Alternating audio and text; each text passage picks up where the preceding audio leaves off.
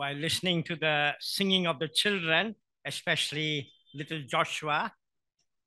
இந்த குழந்தைகள் பாடுவதை கேட்டுக்கொண்டிருக்கும் போது, குறிப்பாக சிறுவன் ஜோஷுவாவுடைய பாடலை கேட்கும்போது I'm reminded of Psalm 8. நான் சங்கீதம் 8 எனக்கு ஞாபகத்தில் வந்தது. Out of the mouth of babes and sucklings thou hast perfected praise.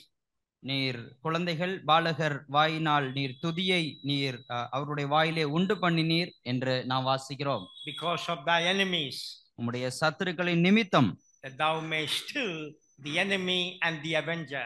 அங்கே இன்னும் அவர் சத்துருக்களுக்கு எதிரானவராக அவர் இருக்கிறார். When we praise the Lord, the enemy is silenced. நாம் கர்த்தரை துதிக்கும் போது சத்ரு மௌனமாக்கப்படுகிறான்.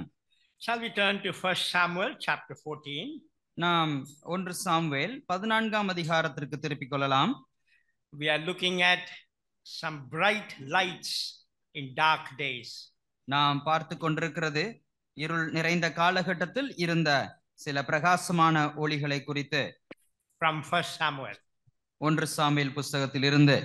We first of all saw about Hannah and Samuel, the power of prayer.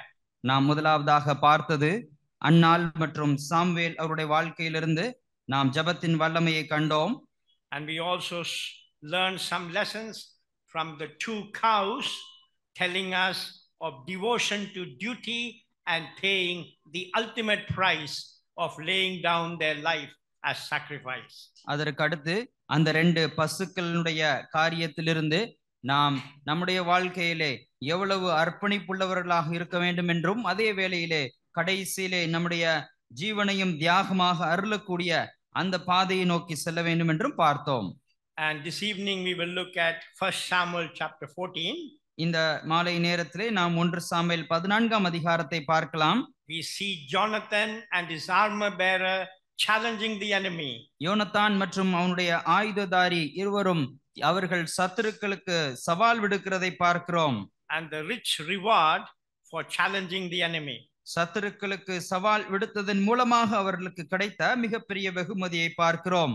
We'll read from verse 1 to 10. நாம் 1 to 10 வரைக்குமாக நாம் வாசிக்கலாம்.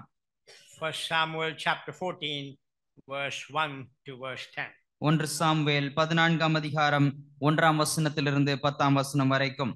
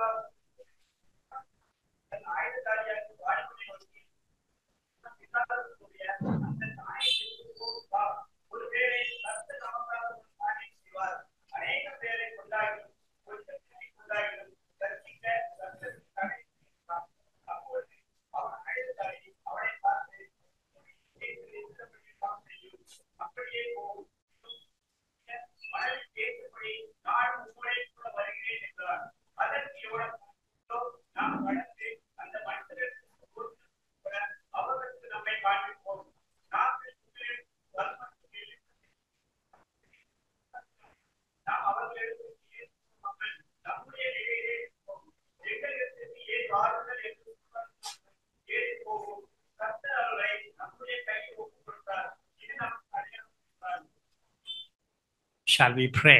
நாம் ஜெபிக்கலாம்.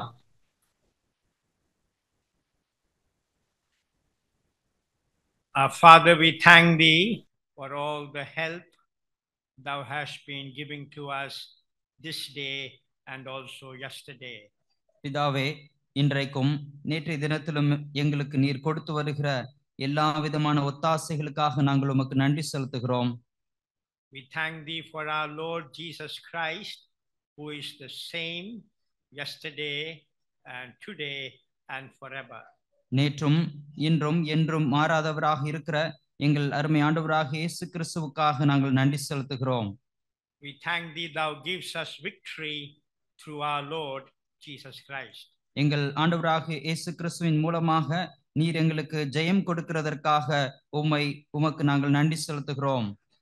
We thank thee that he is stronger than that strong man. நீர் அந்த பலசாலியை காட்டிலும் நீர் பராக்கிரமசாலியாக இருக்கிறீர், அதற்காக நாங்கள் நன்றி செலுத்துகிறோம். We thank thee that the Lord Jesus bound the strong man, spoiled his goods and crushed his head. எங்கள் ஆண்டவராகிய இயேசு கிறிஸ்து அவர் பலவானை கட்டி அவர் அரண்களை நிர்மூலமாக்கினதற்காக நாங்கள் நன்றி செலுத்துகிறோம். He abolished death. அவர் மரணத்தை வென்று and brought life and incorruptibility to light through the gospel. சுவிசேஷத்தின் மூலமாக அவர் மரணத்தை வென்று எங்களுக்கு நித்திய ஜீவனை அருளி இருக்கிறதற்காக நன்றி செலுத்துகிறோம்.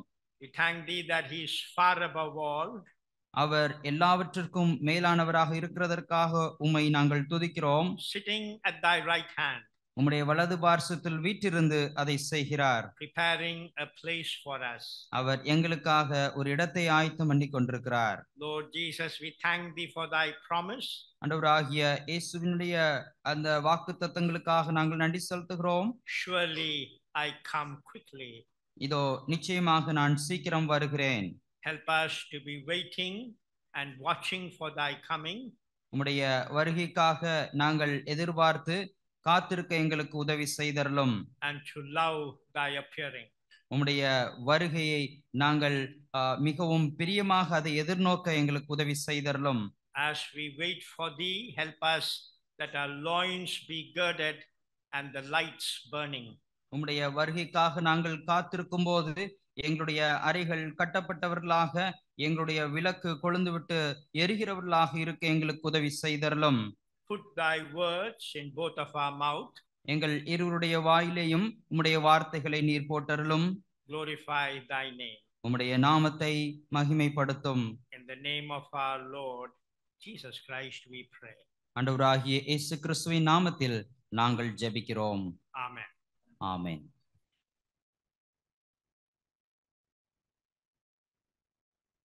In 1 Samuel chapter 8 and verse 20, நாம் 1 சாமுவேல் 8ஆம் அதிகாரம் 20வது வசனத்தில் one of the reasons why they chose the king was that the king may judge us and go out before us and fight our battles. அவர்கள் ராஜாவை தெரிந்து கொண்டதற்கான காரணம் அந்த ராஜா அவர்களுக்கு நியாயம் விசாரித்து அவர்களுக்கு முன்பாக புறப்பட்டு அவர்களுடைய யுத்தங்களை அவர்களுக்காக நடத்துவார் என்று எண்ணி செய்தார்கள். And Saul, in the very beginning of his reign, he proved himself incompetent to fight the battle. இந்த சவுல் தன்னுடைய ராஜ்யபாரத்தின் துவக்க காலத்தில் அவிதமாக போரை எடுத்து முன் சென்று நடத்த திறமை உள்ளவனாக காண்பித்துக் கொண்டான். In chapter 13, 2000 were with Saul. இங்கே நாம் 13ஆம் அதிகாரத்திற்கு வரும்போது சவுல் மூலமாக 3000 பேர் மடிந்தார்கள் என்றும் with Saul 2000, 1000 was with Jonathan. அதாவது 2000 பேர் யோனத்தான் சவுலுக்கும் 1000 பேர் யோனத்தானுக்கும். And then later on we find when the Philistines gathered to fight, அதற்கு அப்புறம் பிற்பாடு பெலிஸ்தர்கள் அவர்கள் யுத்தம் பண்ணுகிறதற்காக ஒன்று கூடிய போது their number was like the sand of the sea. அவர்களுடைய எண்ணிக்கையானது அது கடல் மணல் அத்தனையாக இருந்தது. And many of the Israelites, they ran away from the battle. அப்பொழுது இஸ்ரவேலில் அநேகர் அவர்கள் அந்த யுத்தத்திலிருந்து அவர்கள் தப்பி ஓடினார்கள். So only 600 was remaining with Saul. 1 Samuel chapter 14 and verse 2.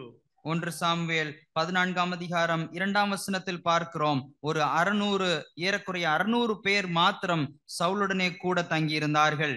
So Saul was um, uh, uh, encamping under a pomegranate tree. அப்பொழுது சவுல் ஒரு மாதள மரத்தின் கீழே அவன் இருந்தான். And he was doing military parade. அவன் ஒரு இராணுவ ஒரு ஊர்வலத்தை நடத்தி கொண்டிருந்தான்.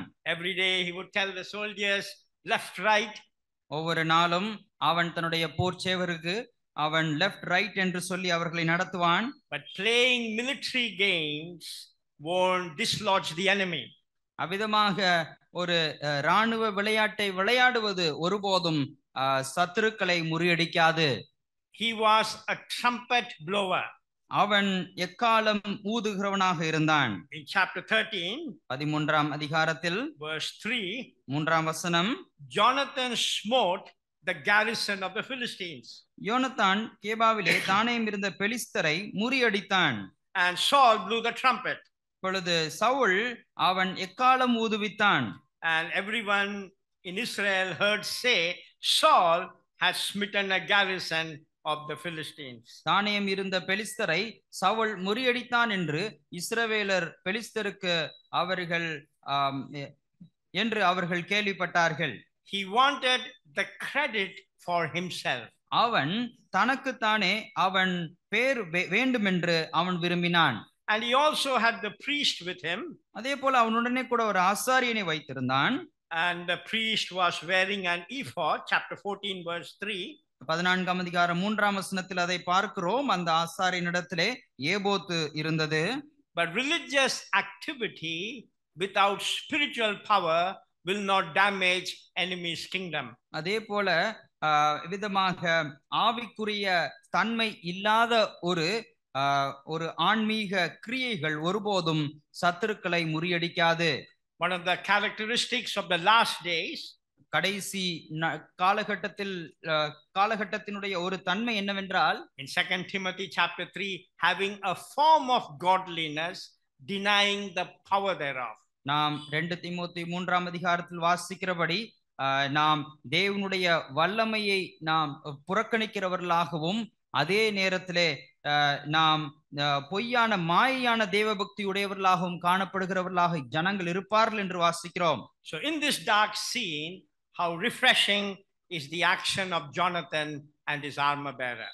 இப்படிப்பட்ட ஒரு இருள் நிறைந்த இந்த சந்தர்ப்பத்தில் இந்த யோனத்தான் மற்றும் அவனுடைய ஆயுததாரியினுடைய இந்த வீரமான செயலை நாம் பார்க்கிறோம். In verse 1 of chapter 14, இந்த 14ஆம் அதிகாரத்தின் முதல் வசனத்தில் he tells the young man, அவன் இந்த வாலிபனை நோக்கி சொல்லுகிறான், come and let us go over to the Philistines garrison that is on the other side. நமக்கு எதிராக அந்த பக்கத்தில் இருக்கிற பெலிஸ்தரின் தானியத்திற்கு போவோம் வா என்று சொன்னான்.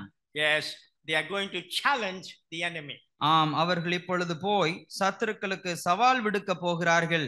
2 is better than 1. அங்கே ஒருவரை காட்டிலும் 2 பேர் இருப்பது நலம். They have a good reward for their labor. அவர்களுடைய பிரயாசத்திற்கு நல்ல பலன் கிடைக்கும். 1 shall chase 1,000. இங்கே ஒருவன் 1000 பேரை துரத்துவான். 2 put 10,000 to flight. அங்கே 2 பேர் 10,000 பேரை துரத்துவார்கள். Now the armor bearer, இப்பொழுது இந்த ஆயுததாரி, our brother has been sharing about the armor in Ephesians chapter 6. எபேசியர் 6ஆம் அதிகாரத்தில் அந்த போராயுத வர்க்கத்தை குறித்து நம்முடைய சகோதரர் சொன்னார். There's a threefold armor against the 3 enemies we face. நாம் சந்திக்கக்கூடிய எதிர்கொள்ளக்கூடிய அந்த 3 சத்துருக்களை நாம் எதிர்கொள்வதற்கு 3 விதமான ஆயுதங்கள் இருக்கின்றன. In Romans chapter 13, ரோமர் 13ஆம் அதிகாரத்தில் we know that we have a threefold enemy. நமக்கு தெரியும், நமக்கு 3 விதமான சத்துருக்கள் உண்டு. There is the flesh inside us. அதாவது நமக்குள் இருக்கக்கூடிய மாம்சம். There is the world around us. நம்மை சுற்றி இருக்கக்கூடிய உலகம். And there is Satan who is against us. அதே போல நமக்கு எதிராக இருக்கக்கூடிய பிசாசு. In Romans chapter 13, ரோமர் 13ஆம் அதிகாரத்தில் we read about the armor of light. நாம் ஒளியின் ஆயுதத்தை பற்றி நாம் வாசிக்கிறோம். Verse 12. அதிலே 12ஆம் வசனம், இரவு சென்று போயிற்று, பகல் சமீபமாயிற்று. ஆகையால் அந்தகாரத்தின் கிரியைகளை நாம் தள்ளிவிட்டு ஒளியின் ஆயுதங்களை தரித்துக் கொள்ள கடவோம். Armor of light is in connection with the flesh. இந்த ஒளியின் ஆயுதம் என்பது இது மாம்சத்தோடு கூட தொடர்புடைய ஒன்று.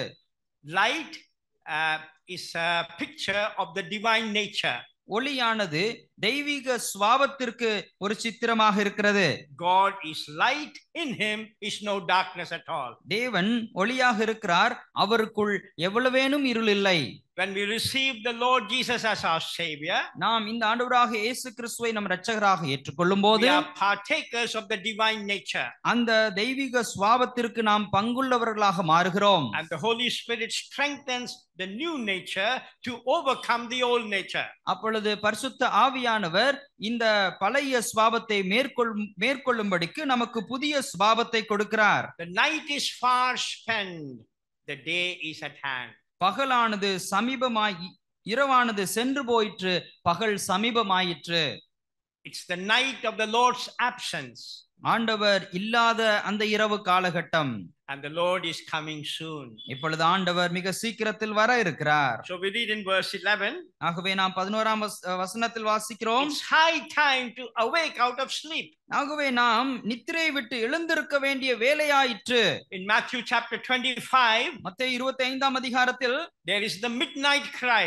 அங்கே ஒரு இரவு நேரத்தில் ஒரு கூக்குரல் வருகிறது. Behold, the bridegroom cometh. இதோ மணவாளன் வருகிறார். Go ye out to meet him. நீ போய் அவரை சந்தியுங்கள். And all the virgins arose and trimmed their lamp. அப்பொழுது எல்லா கன்னிகைகளும் எழுந்து தங்களுடைய விளக்கை அவர்கள் சரி செய்தார்கள். High time to get out of our sleep. நம்முடைய நித்திரையை விட்டு எழுந்திருக்க வேண்டிய வேலையாயிற்று. What is sleep? நித்திரை என்றால் என்ன?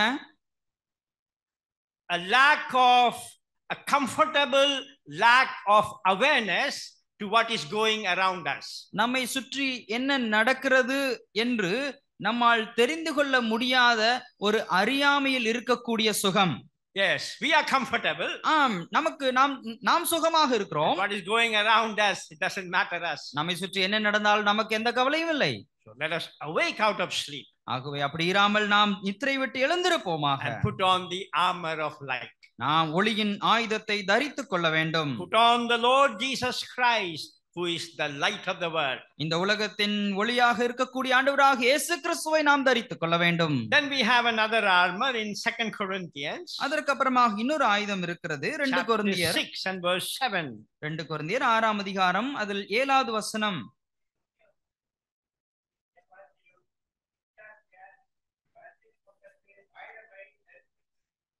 The armor of righteousness on the right hand and on the left. நீதியாகிய ஆயுதம் வலது பக்கத்திலும் இடது பக்கத்திலும். In this world, righteousness suffers. இந்த உலகத்திலே நீதி நாம் பார்க்க முடிகிறதில்லை. The world said, we want Barabbas. இந்த உலகம் சொன்னது எங்களுக்கு பரபாஸ் வேண்டும் என்று. We want the robber, we want the murderer. எங்களுக்கு திருடுகிறவனும் எங்களை கொல்லுகிறவனும் தான் தேவை. And that's what the world has got. அதைத்தான் இந்த உலகமும் பெற்றிருக்கிறது. We have no king but Caesar. எங்களுக்கு ராயனே அல்லாமல் வேறே ராஜா இல்லை என்றார்கள். The Lord is the king of righteousness, the king of peace. Crucify him. நமது ஆண்டவர் அவர் நீதியின் ராஜா, சமாதானத்தின் ராஜா, அவரோ சிலுவையில் அடிக்கப்பட்டார். So it's a crooked world. ஆகவே இது மிக பொல்லாத உலகம். But we as God's people should be marked by the armor of righteousness. ஆனால் நாம் தேவனுடைய பிள்ளைகளாக நாம் நீதியின் ஆயுதத்தை தரித்தவர்களாக காணப்பட வேண்டும். After Saul of Tarsus was saved, தர்சு பட்டணத்தானாகிய Saul ரட்சிக்கப்பட்ட பின்பு he lived in the street called Straight. அவன் நேர் தெரு என்னப்பட்ட தெருவிலே அவன் வாழ்ந்தான். John the Baptist said, the crooked shall be made straight. அங்கே யோவான் ஸ்நானகன் சொன்னது போல கோணலானவை நேராகிவிடும் என்று அவன் சொன்னான். Armor of light in connection with the flesh. ஆகவே ஒளியின் ஆயுதம் மாம்சத்தோடு கூட தொடர்புடைய ஒன்று. Armor of righteousness in connection with the world. அதே போல இந்த நீதியின் ஆயுதம் உலகத்தோடு தொடர்புடைய ஒன்று. And the armor of God in Ephesians chapter 6 in connection with Satan. ஆகவே அடுத்து தேவனுடைய சர்வாயுத வர்க்கம் பிசாசோடு கூட தொடர்புடைய ஒன்று எபேசியர் 6. So in chapter 14 of 1 Samuel, ஆகவே இப்பொழுது 1 சாமுவேல் 14ஆம் அதிகாரத்தில் நாம் பார்த்த விஷயம், Jonathan is challenging the enemy. யோனத்தான் சத்துருக்களுக்கு சவாலாக இருக்கிறான். Now in chapter 13 and verse 3, இப்பொழுது 13ஆம் அதிகாரம் 3ஆம் வசனத்தில் Jonathan smote the garrison of the Philistines that was in Geba. யோனத்தான் கேபாவிலே தானயம் இருந்த பெலிஸ்தரை முறியடித்தான். He already tasted success in warfare. அவன் ஏற்கனவே இந்த யுத்தத்தின் வெற்றியை அவன் ருசி பார்த்திருக்கிறான். And that gave him confidence before God to challenge the enemy. அது தேவனுக்கு முன்பாக சத்துருக்களுக்கு சவால் விடக்கூடிய தைரியத்தை அவனுக்கு தந்தது. The victories of the past should encourage us to gain more victories. கடந்த காலத்தில் நமக்கு கிடைத்த வெற்றிகளானது நாம் எதிர்காலத்தில் இன்னும் அதிக வெற்றியை நாம் சேர்த்துக் கொள்வதற்கு நம்மை உற்சாகப்படுத்த வேண்டும். And it's wonderful to know we are on the winning side. நிச்சயமாகவே நாம் வெற்றியின் பக்கத்தில் இருக்கிறோம் என்பதை அறிவது மிகவும் அருமையானது. Every enemy the Lord Jesus defeated at Calvary. நம்முடைய ஆண்டவராகிய இயேசு கிறிஸ்து கல்வாரியிலே எல்லா சத்துருக்களையும் அவர் வெற்றி சிறந்தார். The flesh has been crucified. மாம்சமானது சிலுவையில் அடிக்கப்பட்டது. Not eradicated, it is still there, but it's under God's judgment. அது இன்னும் முற்றிலுமாக அழிக்கப்படவில்லை, அது இன்னும் இருக்கிறது. அது ஆண்டவருடைய கடைசி அந்த நியாய தீர்ப்புக்காக காத்திருக்கிறது. The world has been crucified, Galatians chapter 6. கலாத்தியர் 6ஆம் அதிகாரத்தில் வாசிக்கிறோம், உலகமானது சிலுவையில் அறையப்பட்டிருக்கிறது. And the serpent's head has been crushed, rendered powerless. அதே போல பிசாசினுடைய தலையானது நசுக்கப்பட்டிருக்கிறது, அவன் இப்பொழுது வல்லமை இழந்தவனாக இருக்கிறான். So we are on the winning side. ஆகவே நாம் வெற்றியின் பக்கத்தில் இருக்கிறோம். In 2 Corinthians chapter 2 and verse 14, 2 கொரிந்தியர் 2ஆம் அதிகாரம் அதில் 14ஆம் வசனம், thanks be to God who always leadeth us in a triumph in Christ. கிறிஸ்து இயேசு மூலமாக நம்மை எப்பொழுதுமே வெற்றி சிறக்க பண்ணுகிற கர்த்தருக்கு ஸ்தோத்திரம். That word always is important. எப்போதும் என்ற வார்த்தை அந்த வசனத்தில் மிக முக்கியமானது. God always leads us in a triumph in Christ. கர்த்தர் எப்பொழுதுமே நம்மை வெற்றிக்கு நேராகவே வழி நடத்துகிறார். And if we are defeated, it's entirely our fault. நாம் தோற்று போவோம், ஆனால் அது முற்றிலுமாக நமது பக்கத்தில் இருக்கக்கூடிய தவறாகத்தான் இருக்கும்.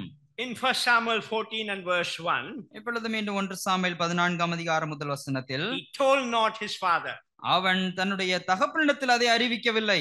If he had told his father, father would have told him, don't do anything foolish.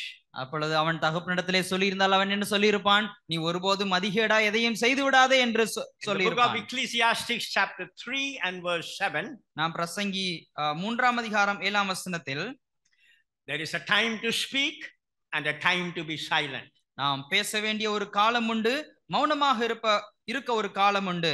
And Jonathan knew when to be silent. யோனத்தானுக்கு நன்கு தெரியும் எப்பொழுது மௌனமாக இருக்க வேண்டும் என்று. Without publishing much, he told the armor bearer, let's go and fight against the enemy. அவன் பெரிதாக எதையும் விளம்பரப்படுத்தாமல் தன்னுடைய ஆயுததாரியினிடத்திலே மிக மெதுவாக நாம் போகலாம், அந்த சத்ருவுக்கு எதிராக சவால் விடுக்கலாம் என்று கூறினான். In verse 4, அடுத்து 4ஆம் வசனத்தில், there were 2 rocks.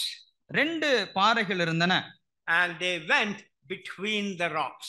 அவர்கள் இந்த 2 பாறைக்கும் நடுவிலே சென்றார்கள். You see, in the history of the children of Israel, நாம் பார்க்கும்போது இஸ்ரவேல் ஜனங்களுடைய சரித்திரத்திலே there were 2 rocks. 2 பாறைகள் இருந்தன. In the beginning of the wilderness journey, அவர்களுடைய வனாந்தர பிரயாணத்தின் துவக்கத்திலே ஒன்று இருந்தது. and the end of the wilderness journey. அந்த வனாந்தர பிரயாணத்தினுடைய கடைசியிலே ஒன்று இருந்தது. And in 1 Corinthians chapter 10, 1 கொரிந்தியர் 10ஆம் அதிகாரத்தில் there is a verse which I like very much. எனக்கு அதிகமாக பிடித்த ஒரு வசனம் உண்டு. In connection with this wilderness journey, Apostle Paul says, இந்த வனாந்தர பிரயாணத்தின் தொடர்பில் அப்போஸ்தலனாகிய பவுல் சொல்லும்போது 1 Corinthians chapter 10, 1 கொரிந்தியர் 10ஆம் அதிகாரம் and verse 4. அதிலே 4வது வசனம், எல்லாரும் ஒரே ஞானபானத்தை குடித்தார்கள், எப்படியெனில் அவர்களோட கூட சென்ற ஞான கண்மலையின் தண்ணீரை குடித்தார்கள், அந்த கண்மலை கிறிஸ்துவே. Yes, a spiritual rock followed them. அங்கே அவர்களை பின்தொடர்ந்து போன அந்த ஞான கண்மலை. So you read two rocks. ஆகவே ரெண்டு கன்மலையை குறித்து வாசிக்கிறோம். In the beginning of the wilderness journey in Exodus chapter 17, யாத்ராகமம் 17ஆம் அதிகாரத்தில் அவருடைய பிரயாணத்தின் துவக்கத்தில் ஒரு கன்மலை இருந்தது. the word for that rock is a small rock. அந்த கன்மலைக்கு சிறிய கல் அல்லது சிறிய பாறை என்று அர்த்தமாகும். The children of Israel didn't have water. அந்த இஸ்ரவேல் ஜனங்களுக்கு குடிக்க தண்ணீர் இல்லை. God told Moses, smite the rock. அப்பொழுது கர்த்தர் மோசேயை நோக்கி சொன்னார், நீ கன்மலையை அடி என்று. The water will come. அப்பொழுது அதிலிருந்து தண்ணீர் புறப்படும். Our Lord Jesus was crucified through weakness. நம்முடைய ஆண்டவராகிய இயேசு கிறிஸ்து அவர் அவிதமாக சிலுவையில் அடிக்கப்பட்டார் பலவீனத்தில். But we read in 1 Corinthians chapter 1. ஆனால் 1 கொரிந்தியர் 1ஆம் அதிகாரத்தில் நாம் வாசிக்கிறோம், The weakness of God is stronger than man. இங்கே தேவனுடைய மனுஷனுடைய பலம் தேவனுடைய பலம் மனுஷனுடைய பலவீனத்தை காட்டிலும் பெரியது. Yes, when the people said, if thou be the son of God, come down from the cross. ஜனங்கள் சொன்னார்கள், நீர் தேவனுடைய குமாரனே ஆனால் நீர் சிலுவையிலிருந்து இறங்கி வாரும் என்று. But he didn't come. ஆனாலும் கூட அவர் வரவில்லை. So in the eyes of the world, he was crucified through weakness. ஆகவே அவர் உலகத்தின் பார்வையில் அவர் பலவீனத்தில் சிலுவையில் அடிக்கப்பட்டார். How small the Lord became. எவ்வளவு சிறுமையை நம்முடைய ஆண்டவர் சந்தித்தார். The manna was a small round thing. அந்த மன்னாவானது அது அளவில் சிறிதாக அது இருந்தது. Our Lord Jesus became very small. நம்முடைய ஆண்டவராகிய இயேசு மிகவும் சிறியவரானார். Smite the rock, the water will come. அந்த கன்மலையை அடிய பொழுது தண்ணீர் புறப்பட்டு வரும். On the cross, God took the sword. அந்த கல்வாரி சிலுவையில் தேவன் அவர் பட்டயத்தை எடுத்தார். And smote Christ. கிறிஸ்துவை அடித்தார். When man beat him, மனுஷன் அவரை அடித்த போது he did not open his mouth. அவருடைய வாயை அவர் திறக்கவில்லை. He could bear it. அதை அவரால் தாங்க முடிந்தது. But when God smote him, ஆனால் தேவன் அவரை அடித்த போது, when God punished him for our sake, நம் நிமித்தமாக தேவன் அவரை தண்டித்த போது, he cried out, our சத்தமிட்டார், my God, why hast thou forsaken me? என் தேவனே ஏன் என்னை கைவிட்டீர் என்று.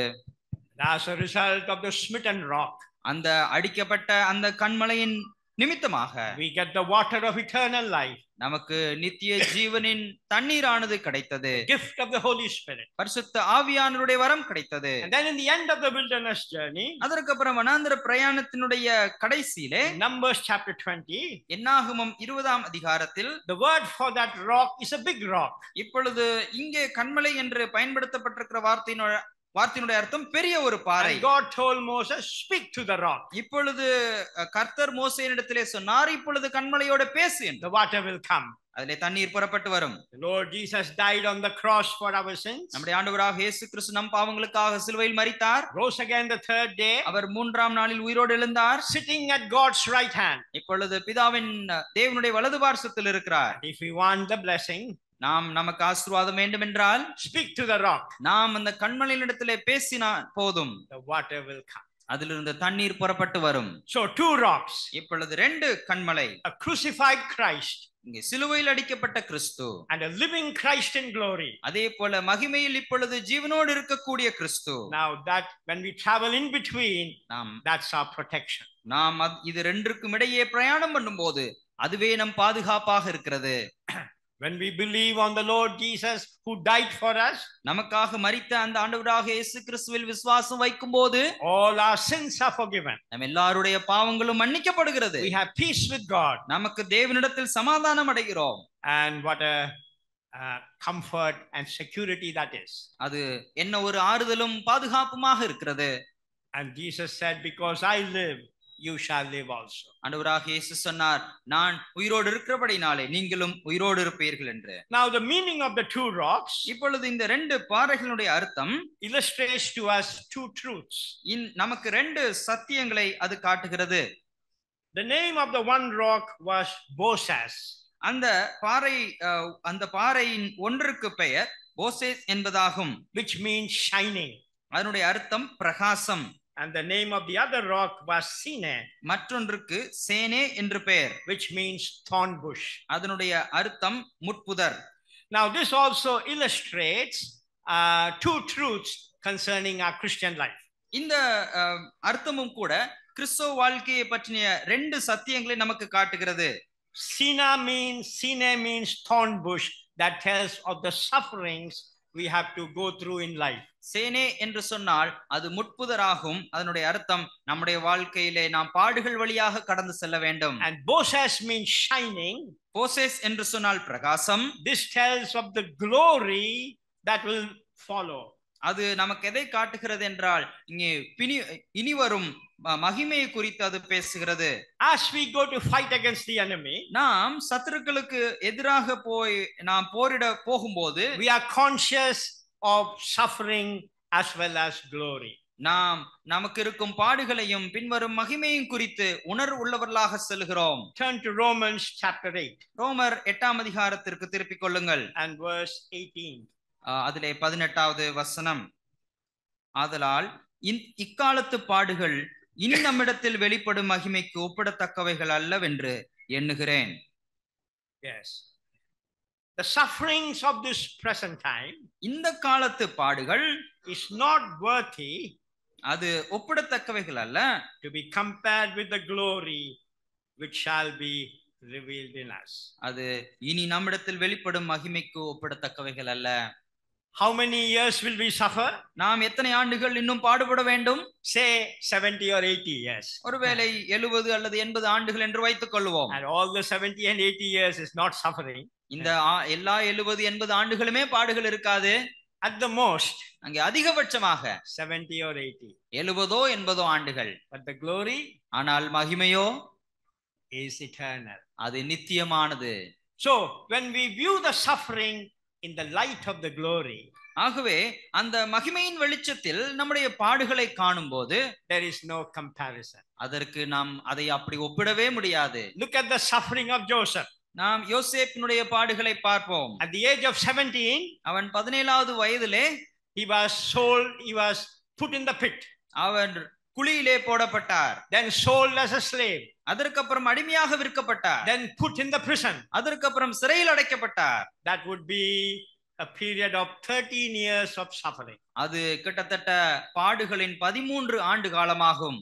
When he was 17, the father sent him to seek the welfare of his brethren. அவனுக்கு 17 வயது இருக்கும்போது அவனுடைய தகப்பனார் அவனுடைய சகோதரர்களுடைய நலனை விசாரித்து வரும்படிக்கு அவனை அனுப்பினார். When he stood before Pharaoh, அவன் பார்வோனுக்கு முன்பாக நின்றபோது he was 30 years old. அவனுக்கு 30 வயதாக இருந்தது. 13 years of suffering. 13 ஆண்டு கால பாடுகள்.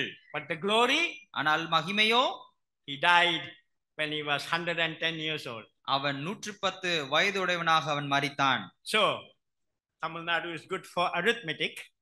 ஆகவே தமிழ்நாடுல இருக்கிறவர்களுக்கு கணக்கு நன்கு வரும். So the glory is how many years? எத்தனை ஆண்டு கால மகிமை சொல்லுங்கள்? 80 years. 80 ஆண்டு காலம். The suffering of this present time, இந்த காலத்து பாடுகள், is not worthy to be compared with the glory that shall be revealed in us. இனி வரும் அந்த மகிமைக்கு ஒருபோதும் ஒப்பிடத்தக்கவைகள் அல்ல. 2 Corinthians chapter 4, 2 கொரிந்தியர் 4ஆம் அதிகாரம் verse 17. 17வது வசனம். I want you to notice a threefold contrast. இங்கே ஒரு மூன்று விதமான காரியங்கள் வித்தியாசமாக இருக்கிறதை பார்க்க முடியும். 2 Corinthians chapter 4 and verse 17. 2 கொரிந்தியர் 4ஆம் அதிகாரம் அதில் 17வது வசனம். மேலும் காணப்படுகிறவைகளை அல்ல, காணப்படாதவைகளை நோக்கி இருக்கிற நமக்கு அதிசீக்கிரத்தில் நீங்கும் லேசான நம்முடைய உபத்திரவம் மிகவும் அதிகமான நித்திய கனமகிமையை உண்டாக்குகிறது. The threefold contrast is, இங்கே மூன்று விதமான எதிரெதிர் காரியங்கள். on the one hand affliction, ஒரு பக்கத்தில் பாடுகள், on the other hand glory. மறுபக்கத்தில் மகிமை. Second, இரண்டாவது, affliction is light, உபத்திரவம் மிகவும் லேசானது, and the glory is weight. ஆனால் மகிமையோ அது கனமானது. Who is telling light affliction? யார் லேசான உபத்திரவம் என்று சொல்லுகிறது? Apostle Paul. அப்போஸ்தலனாகிய Pavul. When we read his sufferings, we would not say it's a light affliction. அவருடைய பட்ட பாடுகளை நாம் வாசிக்கும் போது ஒருபோதும் அது லேசான உபத்திரவம் என்று சொல்லவே முடியாது. Stoned, அவர் கல்லெறியப்பட்டார். 40 stripes, 5 times, save 1, 40 into 39 into 5. அங்கே 5 முறை 40க்கு 1 குறைய 39 அடிகள் அடிக்கப்பட்டார். 39 into 5 நீங்கள் பார்த்து கொள்ளுங்கள். 195. 195. Shipwreck. இங்கே விதமாக படகு அது உடைந்தது. Night and day in the deep. அவர்கள் இரவும் பகலாக ஆழத்தில் இருந்தார்கள். He says it's a light affliction. அவர் சொல்லுகிறார் இந்த லேசான உபத்திரவம் என்று. But the glory, weight of glory. ஆனால் மகிமையை குறித்து சொல்லும்போது அது கன மகிமை என்று சொல்லுகிறார். Third contrast. அடுத்து மூன்றாவது ஒரு ஒப்பீடு. The light affliction is for a moment. லேசான உபத்திரவம் அது கொஞ்ச காலம். But the glory, ஆனால் மகிமையோ eternal. அது நித்தியமானது. And Paul says, பவுல் சொல்லுகிறார் the light affliction which is but for a moment worketh for us, not against us. இந்த அதிசீக்கிரத்தில் நீங்கும் இந்த லேசான உபத்திரவம் மிகவும் அதிகமான நித்திய கனமகிமை நமக்கு உண்டாக்குகிறது. Jacob said, all these things are against me. யாக்கோபு சொன்னார் இந்த எல்லா காரியங்களும் எனக்கு எதிராக இருக்கிறது. Joseph is not. யோசேப்பு இப்பொழுது இல்லை. Simeon is not. சிமியோனும் இல்லை. You will take Benjamin away. நீங்கள் இப்பொழுது பென்யமீனையும் கூட்டிக் கொண்டு செல்கிறீர்களே. All these things are against me. இப்பொழுது இவைகள் எல்லாம் எனக்கு எதிராக இருக்கிறது. But was it? ஆனால் அப்படி இருந்ததா? All things work together for good to them that love God, to those who are called according to his purpose. அவருடைய தீர்மானத்தின்படி அழைக்கப்பட்டவர்களாய் தேவனிடத்தில் அன்பு கூறுகிறவர்களுக்கு சகலமும் நன்மைக்கு ஏதுவாக நடக்கிறது என்று அறிந்திருக்கிறோம். Verse 6, 1 Samuel chapter 14 and verse 6. இப்பொழுது 1 சாமுவேல் 14ஆம் அதிகாரம் இதில் 6வது வசனம்.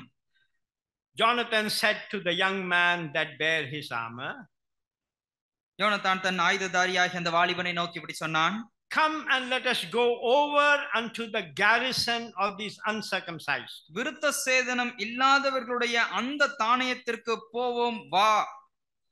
It may be that the Lord will work for us. ஒருவேளை கர்த்தர் நமக்காக ஒரு காரியம் செய்வார். For there is no restraint to the Lord to save by many or by few. அநேகம் பேரை கொண்டாகிலும் கொஞ்சம் பேரை கொண்டாகிலும் ரட்சிக்க கர்த்தருக்கு தடையில்லை என்றான். That which gives us courage to fight. இது நமக்கு யுத்தம் செய்வதற்கு போராட தேவையான தைரியத்தை அளிக்கிறது. Is a rich knowledge of God. இவன் கர்த்தரை குறித்து நன்கு அறிந்தவனாக அந்த அறிவு அதிகமாக இவனுக்கு இருந்தது. In the book of Daniel we read, the people that know their God shall be strong and do exploits. இங்கே நாம் தானியேலுடைய புத்தகத்தை வாசிக்கிறோம். தேவனை அறிந்தவர்கள் அவர்கள் பலமான பலத்த காரியங்களை செய்வார்கள் என்று பார்க்கிறோம். When we are in the will of God, நாம் தேவனுடைய சித்தத்தில் இருக்கும்போது God will surely work for us. தேவன் நிச்சயமாகவே நமக்கு சாதகமாக கிரியை செய்வார். For God, numbers or military might doesn't mean anything. தேவனை பொறுத்தவரையில் பெரிய எண்ணிக்கையோ அல்லது பெரிய ராணுவ பலமோ ஒன்றுமில்லை. Nothing is hard for God. கர்த்தரால் கூடாத காரியம் ஒன்றுமில்லை. There is no restraint to the Lord to save by many or by few. அநேகம் பேரை கொண்டாகிலும் கொஞ்சம் பேரை கொண்டாகிலும் ரட்சிக்க கர்த்தருக்கு தடை இல்லை. 5 loaves and 2 fishes. 5 அப்பமும் 2 மீனும் வைத்து, what is this among so many? அநேகருக்கு முன்பாக இது என்னத்திற்கு இது இது இது இது எம்மாத்திரம்? Little is much if God is in it. கர்த்தர் அதில் இருந்தால் கொஞ்சமே அதிகமாக இருக்கும். Zechariah chapter 4 சகரியா 4ஆம் அதிகாரம் and verse 6. அதில் 6வது வசனம். அப்பொழுது அவர் செருபாபேலுக்கு சொல்லப்படுகிற கர்த்தருடைய வார்த்தை என்னவென்றால், பலத்தினாலும் அல்ல பராக்கிரமத்தினாலும் அல்ல, என்னுடைய ஆவியினாலேயே ஆகும் என்று சேனைகளின் கர்த்தர் சொல்லுகிறார். They faced a great task. அவர்கள் மிகப்பெரிய வேலை அவர்களுக்கு முன் இருந்தது. To rebuild the house of God which was ruined, destroyed by Nebuchadnezzar. நேபுகாத்நேச்சாரால் சீரழிக்கப்பட்ட உடைக்கப்பட்ட தேவ ஆலயத்தை திரும்ப கட்டி எழுப்ப வேண்டும். And in verse 7 the difficulties they faced, the opposition they faced was like a big mountain. நாம் வாசிக்கிறோம் 7வது வசனத்திலிருந்து அவர்கள் எதிர்கொண்ட அந்த எதிர்ப்பும் அது அவர்களுக்கு வந்த எதிரடையான காரியங்களும் அது பெரிய பர்வதம் போல அவர்களுக்கு முன் நின்றது. But before Zerubbabel it will become a plain. ஆனால் செருபாபேலுக்கு முன்பாக அது சமபூமியாக்கப்படும். They will complete the building of God's house. அவர்கள் கர்த்தருடைய வேலையை அவர்கள் கட்டி முடித்து தீர்ப்பார்கள். Verse 10. 10ஆம் வசனம். Zechariah 4 verse 10. சகரியா 4ஆம் அதிகாரம் 10ஆம் வசனம். Who had despised the day of small things. அற்பமான ஆரம்பத்தின் நாளை யார் அசட்டை பண்ணலாம்? Yes, the house they were building was nothing in comparison to the temple which Solomon built. Solomon கட்டின அந்த தேவாலயத்தை ஒப்பிடும்போது இவர்கள் கட்டின இந்த மறுபடியும் கட்டின ஆலயமானது அவ்வளவு மகிமையாக இல்லை. So some who saw the house in their former glory, when they looked at this house, they were despising it. This is nothing. ஆகவே அதற்கு முன்னிருந்த அந்த தேவாலயத்தின் மகிமையை கண்டவர்கள் இப்பொழுது இதை காணும்போது இதை பரியாசம் செய்தார்கள். But God's eyes were there. ஆனால் கர்த்தருடைய கண் அவர்கள் மேல் நோக்கமாய் இருந்தது. Zechariah chapter 4 and verse 10, end of verse 10. சகரியா 4ஆம் அதிகாரம் 10ஆம் வசனத்தின் கடைசியிலே the eyes of the Lord which run to and fro through the whole earth. பூமி எங்கும் சுற்றி பார்க்கிறவைகளாகிய கர்த்தருடைய 7 கண்களும் இருந்தது. God was watching over them. அவர்களை கர்த்தர் கவனித்துக் கொண்டிருந்தார். Therefore they will complete the house of God. அவர்கள் ஆகவே தேவனுடைய ஆலயத்தை கட்டி முடித்தார்கள். Now notice what the armor bearer said. இப்பொழுது கவனியுங்கள் இந்த ஆயுததாரி என்ன சொன்னான் என்று. To Jonathan, யோனத்தானிடத்திலே, do all that is in thy heart. நீர் உம்முடைய இருதயத்தில் இருக்கிறபடியெல்லாம் செய்யும். Turn thee, அப்படியே போவோம். Behold, I am with thee according to thy heart. இதோ உம்முடைய மனதுக்கு ஏற்றபடி நானும் உம்மோட கூட வருகிறேன் என்றான். Good to have a brother who is of the same mind in the Lord. கர்த்தருக்குள் ஒரே சிந்தையுடைய இப்படிப்பட்ட ஒரு சகோதரன் கூட இருப்பது மிகவும் நல்லது. 1 Corinthians chapter 1 1 கொரிந்தியர் 1ஆம் அதிகாரம் and verse 10. அதிலே 10வது வசனம். சகோதரரே, நீங்கள் எல்லாரும் ஒரே காரியத்தை பேசவும் பிரிவினைகள் இல்லாமல் ஏக மனதும் ஏக யோசனையும் உள்ளவர்களாய் சீர்பொருந்தி இருக்கவும் வேண்டும் என்று நம்முடைய கர்த்தராகிய இயேசு கிறிஸ்துவின் நாமத்தினாலே உங்களுக்கு புத்தி சொல்லுகிறேன். Speak the same thing. நீங்கள் ஒரே காரியத்தை பேசுங்கள். Be perfectly joined together in the same mind and in the same judgment. பிரிவினைகள் இல்லாமல் ஏக மனதும் ஏக யோசனையும் உள்ளவர்களாய் சீர்பொருந்தி இருங்கள். Yes, if our eyes and thoughts are focused on Christ, நம்முடைய பார்வையும் நம்முடைய சிந்தையும் கிறிஸ்துவினிடத்திலே அது அவரிடத்திலே பதிந்திருக்குமானால், then we will be of one mind. அப்பொழுது நாம் ஏக யோசனை உடையவர்களாக மாறுவோம். Verse 8. இப்பொழுது 8ஆம் வசனம். We will discover ourselves unto them, Jonathan said. யோனத்தான் சொன்னான், இதோ நாம் கடந்து அந்த மனுஷரிடத்தில் போகிறவர்களைப் போல நம்மை அவர்களுக்கு காண்பிப்போம். If you read in chapter 13, நீங்கள் 13ஆம் அதிகாரத்தில் வாசித்தால், because of the enemy, இந்த சத்துருக்களின் நிமித்தமாக, chapter 13 and verse 6, இந்த 13ஆம் அதிகாரம் 6ஆம் வசனம், they hid themselves in caves, அவர்கள் தங்களை கெபிகளிலும் thickets, முட்காடுகளிலும், rocks, கண்மலைகளிலும், in high places, துருக்கங்களிலும், and in pits, குகைகளிலும் ஒளித்துக் கொண்டார்கள். Yes, they were hiding. ஆம், அவர்கள் ஒளிந்து கொண்டார்கள். But Jonathan said, ஆனால் யோனத்தான் சொன்னார், we will discover ourselves to the enemy. நாமோ அவர்களுக்கு சத்துருக்களுக்கு நம்மை காண்பிப்போம். Nowadays there's severe persecution. இந்த நாட்களில் எல்லாம் அதிகப்படியான உபத்திரவங்கள் உண்டு. So many believers are hiding. ஆகவே அநேக விசுவாசிகள் ஒளிந்து கொண்டிருக்கிறார்கள். Hiding in the caves and in the thickets. அவர்கள் கெபிகளிலும் அவர்கள் முட்காடுகளிலும் ஒளிந்திருக்கிறார்கள். We should not be afraid of the enemy. நாம் ஒருபோதும் நம்முடைய சத்துருவுக்கு பயப்படக்கூடாது. Paul was stoned in Lystra. லிஸ்திராவிலே Pavul கல்லெறியப்பட்டார், and taken up dead. அதற்கப்புறம் மரித்தவராக அவர் வெளியிலே எடுக்கப்பட்டார். When the disciples surrounded him, அப்புறம் அவருடைய சீஷர்கள் அவரை சுற்றி இருந்தார்கள். he got up. அவர் எழுந்து நின்றார். What did he do? அவர் என்ன செய்தார்? Did he return to Tarsus? அவர் மீண்டுமாக தர்சுவுக்கு திரும்பி போனாரா? And did he publish, "Oh, I have been stoned. Now all of you pray for me"? நான் இப்படியாக கல்லெறியப்பட்டேன், ஆகவே எனக்காக நீங்கள் தயவு செய்து ஜெபித்துக் கொள்ளுங்கள் என்று கதறினாரா? Sometime I'm going to take it easy now. அங்கே சில வேளையிலே இன்னும் சற்று நேரத்திலே நான் இதையெல்லாம் ஒன்றுமில்லை என்று நான் எடுத்துக்கொள்வேன். He went to the next town and preached the gospel. அப்படி அவர் நினைத்து உடனடியாகவே அடுத்த ஊருக்கு பட்டணத்திற்கு சென்று சுவிசேஷம் We அறிவித்தார். should discover ourselves to the enemy. நாம் சத்துருக்களுக்கு முன்பாக நம்மை காண்பிக்கிறவர்களாக இருக்க வேண்டும். And they gave a sign. அதற்கப்புறம் ஒரு அடையாளத்தை அவர்கள் கொடுத்தார்கள். Verse 9 and 10.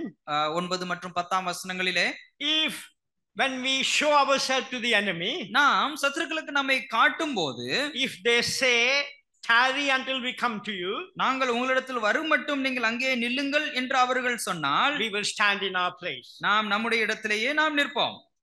And in verse 10, 10 வசனத்தில் பாருங்கள், if they say, "Thus come up unto us," நீங்கள் எங்களிடத்திற்கு ஏறி வாருங்கள் என்று அவர்கள் then சொல்வார்களானால், we will go up. அப்பொழுது நாம் அவர்களிடத்தில் ஏறி போவோம். For the Lord had delivered them into our hand. கர்த்தர் அவர்களை நம்முடைய கையில் ஒப்பு கொடுத்தார் என்று அர்த்தம். This shall be a sign unto us. இது நமக்கு அடையாளம் என்றான். So when they discovered themselves, ஆகவே இப்பொழுது அவர்கள் அந்த சத்துருக்களுக்கு தங்களை காண்பித்துக் கொண்டார்கள். the enemy said, "Come up to us. இப்பொழுது சத்துரு சொன்னான், எங்களிடத்திலே ஏறி வாருங்கள் என்று. We will show you a thing." நாங்கள் உங்களுக்கு ஒரு காரியத்தை காண்பிப்போம். Why did Jonathan call the Philistines uncircumcised? ஏன் யோனத்தான் பெலிஸ்தியர்களை அவன் விருத்த சேதனம் இல்லாதவர்கள் என்று சொன்னான்? What is the meaning of circumcision? விருத்த சேதனத்தினுடைய அர்த்தம் என்ன? The meaning of circumcision is found in Philippians chapter 3. பிலிப்பியர் 3ஆம் அதிகாரத்தில் விருத்த சேதனத்தினுடைய அர்த்தம் சொல்லப்பட்டிருக்கிறது.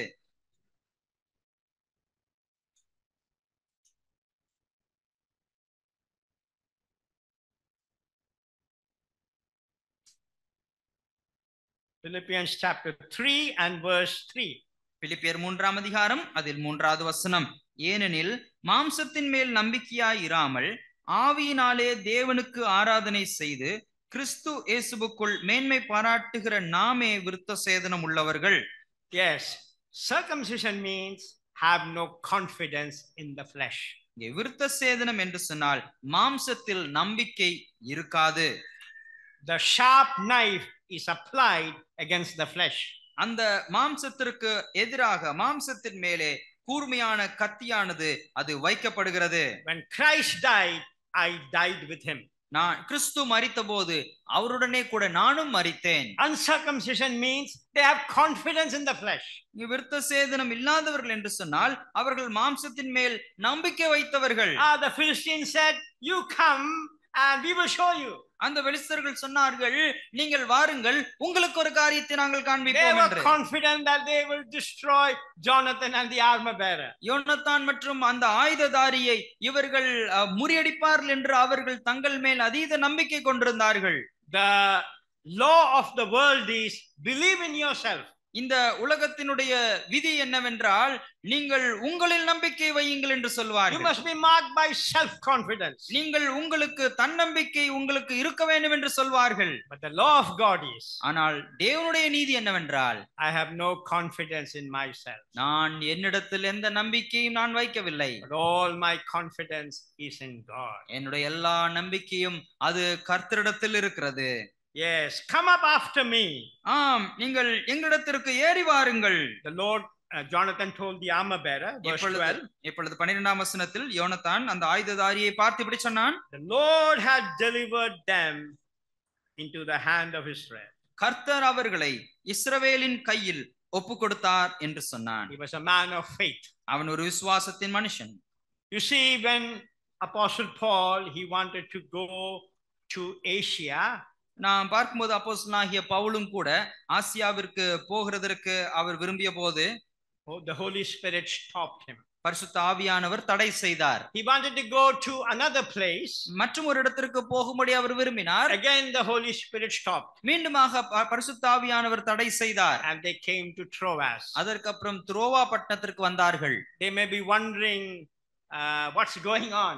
அவர்களுக்கு ஒருவேளை வியப்பாக இருந்திருக்கும், என்னதான் நடந்து கொண்டிருக்கிறது என்று. But while in Troas, ஆனால் அவர்கள் துரோவா பட்டணத்தில் இருந்தபோது they received the Macedonian call. அவர்களுக்கு மக்கதோனியாவுக்கு போகக்கூடிய அந்த அழைப்பு வந்தது. Come over to Macedonia and help us. மக்கதோனியாவுக்கு வந்து எங்களுக்கு உதவி செய்யுங்கள் என்று அவர்கள் கேள்விப்பட்டார்கள். So they crossed the Aegean Sea. ஆகவே அவர்கள் அந்த சமுத்திரத்தை கடந்து and they went to Europe. That's how the first time Europe heard the gospel. அவர்கள் ஐரோப்பாவுக்கு வந்தார்கள்.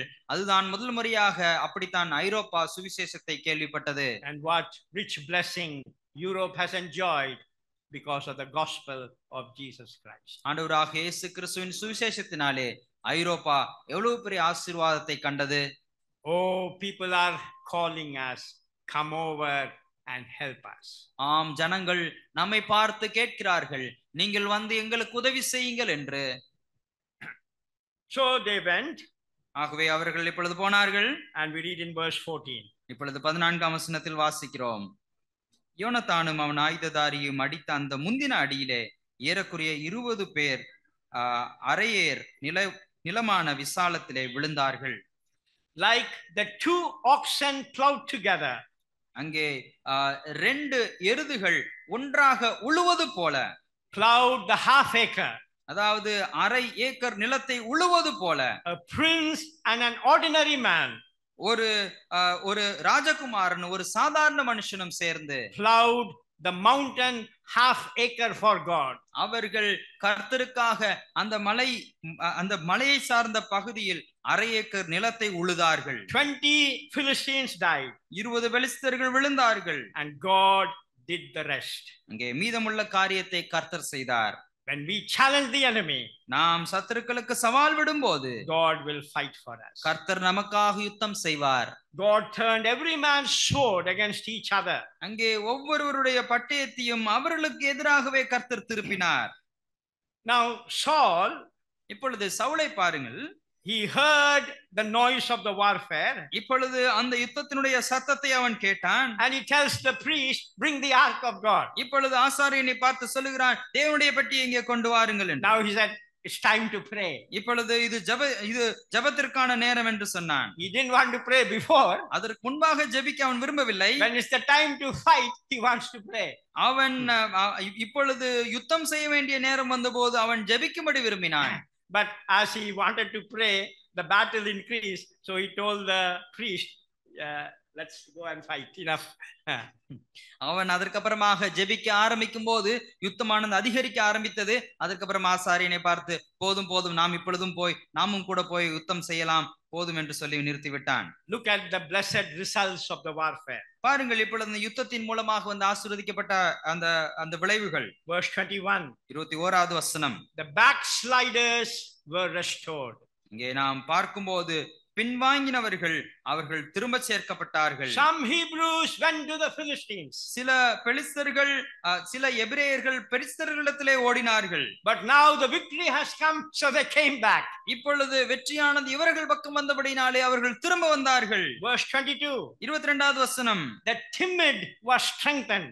இப்பொழுது முறிந்தோடுகிறவர்கள் இப்பொழுது அவர்கள் பலப்படுத்தப்பட்டார்கள். Those who were hiding in the caves, இப்பொழுது தங்களை குகைகளிலே ஒளித்துக் கொண்டிருந்தவர்கள், now when they heard the Philistines fled, they also followed hard after them. இப்பொழுது பெலிஸ்தர்கள் அவர்கள் பயந்து ஓடுகிறதை பார்த்தபோது இவர்களும் அவர்களுக்கு பின்தொடர்ந்து ஓடினார்கள். God gave a great victory. தேவன் மிகப்பெரிய வெற்றியை அவர்களுக்கு தந்தார். But Saul, the man after the flesh, ஆனால் சவுல் அவன் மாம்சத்தின் மனுஷனாகவே இருந்தான். He made an oath. அவன் இப்படி ஒரு பொருத்தனை பண்ணினான். Cursed be the man that eateth any food until evening, that I may be avenged on my enemies. நான் என்னுடைய சத்துருக்களை பழிவாங்கும் வரைக்குமாக, இந்த மாலை நேரம் வரைக்குமாக சாப்பிடுகிறவன் எவனோ, அதற்குள்ளே சாப்பிடுகிறவன் எவனோ அவன் சபிக்கப்பட்டவன் என்று. The flesh is never more dangerous than when it assumes a spiritual character. இந்த மாம்சமானது ஒரு ஆவிக்குரிய ஒரு தோற்றத்தை தனக்கு எடுத்துக்கொள்ளும் போது அது இன்னும் அதிக ஆபத்தாக மாறுகிறது. Napoleon said the army marches on the stomach. Napoleon சொல்லுவார் இப்படி, எப்பொழுதும் படையானது தன்னுடைய படையானது வயிற்றிலேதான் அது நகர்கிறது என்று சொல்லுவாராம். In warfare, அதாவது யுத்தத்தில் the soldiers will be first fed and all the others rest later on. அங்கே அந்த போரிடுகிறவர்கள் போர்ச்சேவர்களுக்கு தான் முதலாவது உணவு அளிக்கப்படும், மற்றவர்களுக்கெல்லாம் அப்புறம்தான். And when they came, there was honey in the ground. அவர்கள் திரும்பி வந்தபோது அந்த நிலத்திலே தேன் இருந்ததை பார்த்தார்கள். The people were tired. அப்பொழுது ஜனங்கள் மிகவும் சோர்வாக They இருந்தார்கள். wanted to eat the honey. அவர்கள் அந்த தேனை ருசி பார்க்க விரும்பினார்கள். But they feared the oath of Saul. ஆனால் சவுல் சொன்ன அந்த பொருத்தனையை நினைவு கூர்ந்தார்கள். Jonathan did not hear what the father said. ஆனால் யோனத்தானோ தன்னுடைய தகப்பன் ஜனங்களுக்கு ஆணையிட்டதை அவன் கேள்விப்படவில்லை. So he put the end of the rod on the honeycomb and he ate, and his eyes were enlightened. அங்கே அவன் தன்னுடைய கையில் இருந்த கோலை நீட்டி அதன் நுனியினால் தேன்கொட்டை குத்தி அதை எடுத்து தன்னுடைய வாயிலே போட்டான். அதனால் அவனுடைய கண்கள் தெளிந்தது. Turn to Psalm 19. நீங்கள் 19ஆம் சங்கீதத்திற்கு திருப்பிக் கொள்ளுங்கள். There you have various figures of God's word. இங்கே தேவனுடைய வார்த்தையை குறிக்கக்கூடிய பல்வேறு சித்திரங்கள் அங்கே இருக்கிறது. Verse 8. 8ஆம் வசனம். கர்த்தருடைய நியாயங்கள் செம்மையும் இருதயத்தை சந்தோஷிப்பிக்கிறதுமாய் இருக்கிறது. கர்த்தருடைய கற்பனை தூய்மையும் கண்களை தெளிவிக்கிறதுமாய் இருக்கிறது. The commandment of the Lord is pure. கர்த்தருடைய நியாயங்கள் அது சுத்தமாக இருக்கிறது. In Proverbs 30 we read, every word of God is pure. இங்கே நாம் நீதிமொழிகள் 30 வாசிக்கிறோம், தேவனுடைய வார்த்தைகள் எல்லாம் அது சுத்தமானவைகள். Yes, God's word is completely pure.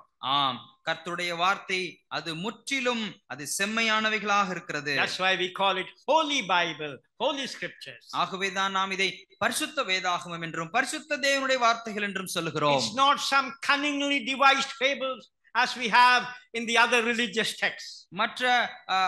மற்ற மத அல்லது ஆன்மீக புஸ்தகங்களில் இருப்பது போல ஏதோ ஒரு மிகவும் வினோதமான தந்திரங்கள் நிறைந்த அல்லது கட்டுக்கதைகள் நிறைந்த வார்த்தைகள் அல்ல இது.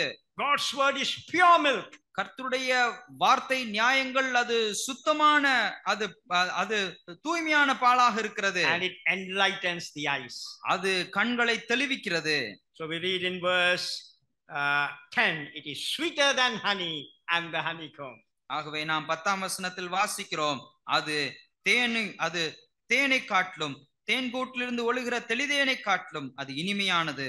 So when we taste the honey of God's word, நாம் தேவனுடைய வார்த்தை என்னும் அந்த தேனை ருசி பார்க்கும் போது our eyes will be enlightened. நம்முடைய கண்கள் அது தெளிவாக்கப்படும். Our vision will be sharp.